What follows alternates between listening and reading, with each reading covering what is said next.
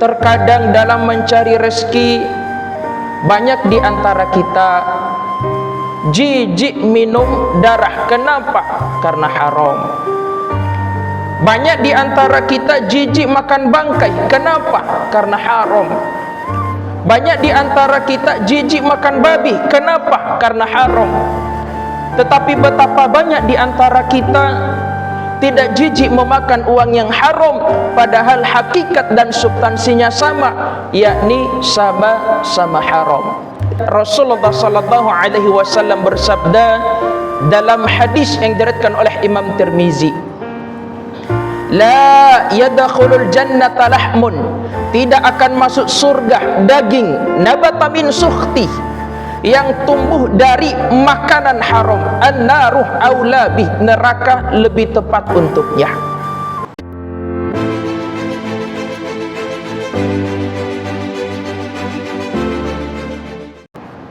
Hari ini sejenak kita tinggalkan pekerjaan kita, sejenak kita tinggalkan aktivitas kita, baik yang guru, dosen, dan seluruh pekerja-pekerja lainnya.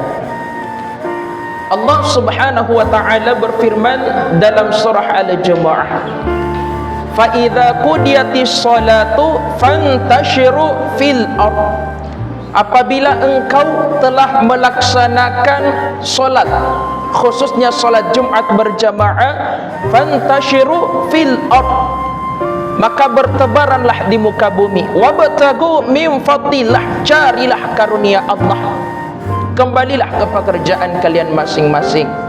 Yang dosen akan kembali ke kampusnya, yang guru akan kembali ke sekolahnya, dan seluruh pekerja-pekerja lainnya akan kembali ke pekerjaannya. Di antara tujuannya jamaah sekalian adalah mencari rezeki untuk anak dan istri di rumah, untuk mencari rezeki untuk kebutuhan keluarga di rumah. Namun jamaah sekalian, terkadang dalam mencari rezeki, banyak di antara kita jijik minum darah. Kenapa? Karena haram.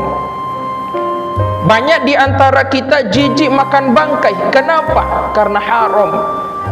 Banyak di antara kita jijik makan babi. Kenapa? Karena haram. Tetapi betapa banyak di antara kita tidak jijik memakan uang yang haram, padahal hakikat dan substansinya sama, yakni sama-sama haram. Jamaah yang dimuliakan oleh Allah, olehnya itu pada kesempatan yang mulia ini sejenak membahas tentang bahaya memakan makanan yang haram ataupun hasil dari cara-cara yang haram. Yang pertama jamaah sekalian, Rasulullah sallallahu alaihi wasallam bersabda dalam hadis yang diriwayatkan oleh Imam Tirmizi, la yadkhulul jannata lahmun, tidak akan masuk surga daging nabata min sukhti, yang tumbuh dari makanan haram. An-naruh aula bih, neraka lebih tepat untuknya. Yang kedua jamaah sekalian, memakan makanan yang haram akan membuat doa kita untuk sulit diterima oleh Allah Subhanahu wa taala. Sebagaimana dalam hadis yang diriwayatkan oleh Imam Muslim dalam kitab hadis Arba'in yang ditulis oleh Imam An-Nawawi, dzakara rajulu yutilus safar, ada seorang laki-laki melakukan perjalanan, yakni safar. Yamuddu yadaihi ila sama, dia mengangkat tangannya ke langit memohon kepada Allah. Padahal orang yang safar ini orang yang masuk dalam kategori doanya makbul, diterima oleh Allah Subhanahu wa taala. Memohon kepada Allah, ya Rabbi, mat'amuhu haram, padahal makanannya haram. Wa masyarabuhu haram, minumannya haram. Wa ghudhiya bil haram, dan seluruh kehidupannya, pakaiannya berasal dari yang haram. Fa anna yastajabu lah, maka mana mungkin doanya akan diterima oleh Allah Subhanahu wa taala. Kemudian yang ketiga jamaah sekalian, bahaya dari memakan makanan yang haram. Allah Subhanahu wa taala berfirman dalam surah Al-Mu'minun ayat 51, ya ayyuhar rusul kulu minat thayyibati wa'malu salihan. Wahai Nabi, makanlah dari yang baik-baik, yang halal, wa'malu salihan, dan kerjakanlah amal yang soleh, kerjakanlah amal yang baik. Dalam tafsir Ibnu Katsir jamaah sekalian yang ditulis oleh Imam Ibnu Katsir yang bernama lengkap Ismail bin Umar Al-Quraisy bin Katsir Al-Basri Ad-Dimashqi mengatakan bahwasanya dalam ayat ini Allah memberikan nasihat kepada kita. Ketika kita memakan makanan yang halal, wa'malu sholihan, maka makanan tersebut akan mengantarkan pada perbuatan yang soleh, yang baik. Begitupun sebaliknya, ketika kita memakan makanan yang haram, maka makanan tersebut akan mengantarkan kita pada perbuatan yang haram. Patut kita renungkan jamaah sekalian, nasihat Kiai Haji Hashim Musadih dalam nasihat terakhirnya sebelum beliau meninggal dunia. Makanlah makanan yang halal, jauhilah makanan yang haram. Bahkan beliau memberikan dua contoh yang beliau tarik dari saripati kehidupannya, kemudian memberikan nasihat kepada kita. Ada dua profesi yang berbeda. Pertama, profesinya adalah seorang petani, pasangkih, tukang cangkul. Setelah sholat subuh di masjid bersama dengan anak-anaknya, dia pulang sarapan bersama di rumahnya. Setelah sarapan, anaknya pergi ke sekolah, kemudian dia lanjut ke kebunnya, membawa kambingnya, kemudian mengikat kambingnya. Setelah mengikat kambingnya, dia lanjut membajak sawah. Masuk waktu zuhur, dia sejenak tinggalkan pekerjaannya. Dia sholat, melaksanakan sholat zuhur. Setelah sholat, dia mengangkat tangannya yang masih lisut karena terkena lumpur. Ya Allah, karuniakanlah saya anak yang soleh dan soleha. Masya Allah, seorang petani tetapi anaknya bisa menjadi master sekaligus penghafal Al-Quran. Seorang petani tetapi anaknya bisa jadi doktor sekaligus penghafal Al-Quran. Seorang petani tetapi anaknya bisa menjadi seorang profesor sekaligus penghafal Al-Quran. Kenapa? Karena makanannya berasal dari jerih payah tangannya sendiri yang berkah dari Allah Subhanahu wa ta'ala. Yang kedua jemaah sekalian adalah seorang pejabat negara, orang penting di mata manusia, tetapi suka menyelewengkan anggaran-anggaran negara, suka mengambil hak-hak masyarakat, suka memotong anggaran-anggaran negara. Dia berikan kepada anaknya, dia berikan kepada keluarganya, dia makan, dia masukkan ke dalam perutnya. Anaknya cuma dua, tetapi satu terjerumus ke dalam pergaulan bebas, yang satunya terjerumus ke dalam narkoba. Kenapa? Barangkali ada yang salah dengan nafkah yang diberikan kepada anak dan istrinya di rumah. Perlu juga kita renungkan jamaah sekalian, kisah nyata yang ditulis oleh Profesor Dr. Buya Hamkah yang kita kenal dengan nama lengkap Haji Abdul Malik Karim Amrullah, disingkat Hamkah, dikenal dengan nama Buya Hamkah, seorang ulama asli Indonesia yang merupakan MUI pertama di Indonesia. Dalam kitabnya yang berjudul Al-Azhar, beliau menulis kisah nyata seorang ulama pada masa Imam Al-Ghazali. Dulu ada seorang bapak bernama Abu Muhammad Al-Juwaini. Abu Muhammad Al-Juwaini ini pekerjaannya biasa aja, menyalin kitab, menulis kitab. Dari hasil salinannya inilah dia kumpulkan uang untuk menikahi seorang wanita yang soleha. Setelah uangnya terkumpul, dia pun menikahi seorang wanita yang solehah.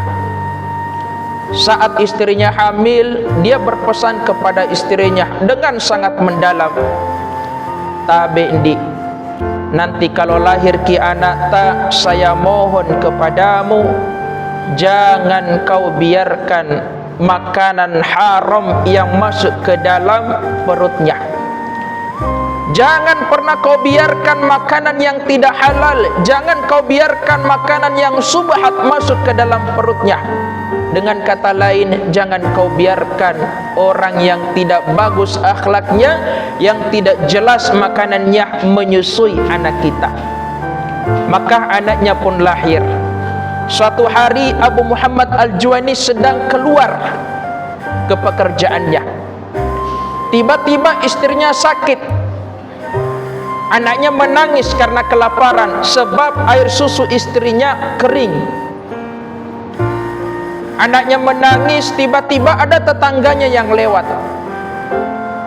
Merasa kasihan terhadap anak Abu Muhammad Al-Juwaini. Akhirnya dia susui anaknya Abu Muhammad Al-Juwaini, dan diketahui bahwa tetangganya ini tidak menjaga makanannya, baik dari yang haram maupun dari yang halal. Dia tidak bagus akhlaknya terhadap sesama tetangga. Saat anaknya hampir kenyang, tiba-tiba Abu Muhammad Al-Juwaini pulang, dan dia lihat anaknya sedang disusui oleh tetangganya yang tadi. Dia ambil anaknya, kemudian dia bawa masuk ke dalam rumah, kemudian dia putar anaknya, kepalanya di bawah, kakinya di atas, kemudian dia korek mulutnya sampai anak ini muntah-muntah mengeluarkan air susu yang telah dia minum dari tetangganya. Sontak ditanya Abu Muhammad Al-Juwaini, Abu Muhammad Al-Juwaini, angapa nusaring kammah? Kenapa kau tega terhadap anakmu? Kau lakukan seperti itu. Kata Abu Muhammad Al-Juwaini, lebih baik anak ini mati di waktu kecil daripada hidup bercermin bangkai. Lebih baik anak ini mati di waktu kecil daripada hidup dengan perangai ataupun akhlak yang buruk.